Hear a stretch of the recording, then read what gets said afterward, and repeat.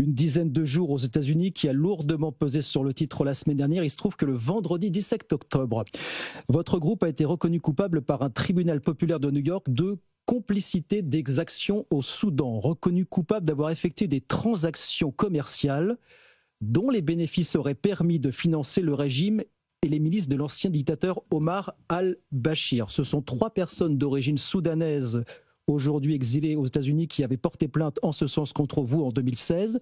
C'est un verdict que vous avez considéré encore ce matin, je cite, comme erroné. Quels sont vos arguments, Thierry Laborde, à ce sujet? Alors, il y a une déclaration qui est publique, que chacun peut aller chercher sur le site de la banque. Nous considérons ce verdict qui a donc indemnisé 3 plaignants, 3 individus, oui, comme totalement erroné pour à la fois des raisons des faits et des éléments de fait et des éléments de droit.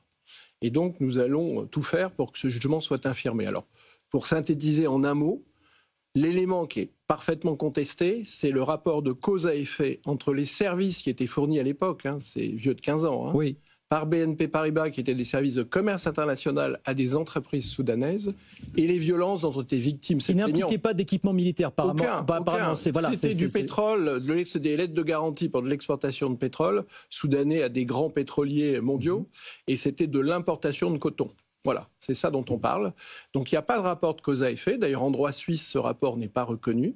Et le jugement doit respecter le droit suisse. Donc il y a beaucoup d'erreurs dans ce jugement, de fond, de forme, et nous allons tout faire pour l'infirmer. Vous considérez n'avoir pas pu, j'ai lu ça, présenter lors du procès des pièces de nouveaux éléments de preuve déterminantes. Qu'est-ce que vous n'avez pas pu présenter en l'occurrence? Par exemple, des justifications de droit suisse, du gouvernement suisse, de l'État, du juge fédéral suisse, qui montrent qu'en droit suisse, ces allégations ne peuvent pas être reconnues. L'autre question que je voulais vous poser, Thierry Laborde, à ce sujet, on a vu les fluctuations du titre alors qu'a perdu lundi dernier, 20 octobre, plus de 7% à la clôture, qui n'a pas vraiment remonté la pente depuis.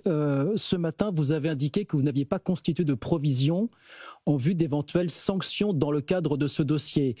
Est-ce que c'est soit parce que vous êtes très confiant sur la suite des événements, soit vous vous êtes posé la question de passer des provisions, mais vous vous êtes dit on risque d'envoyer un très mauvais signal au marché? Quelle était votre façon de raisonner? C'est très simple, vous connaissez la politique de provisionnement de BNP Paribas, elle est toujours très prudente. Si nous avons considéré qu'il ne fallait pas passer de provision, c'est bien ce que nous pensons, que nous sommes solides dans nos positions et dans notre argumentaire juridique. Donc vous êtes persuadé que ce verdict sera annulé en appel? Sera infirmé en appel. Sera infirmé en appel.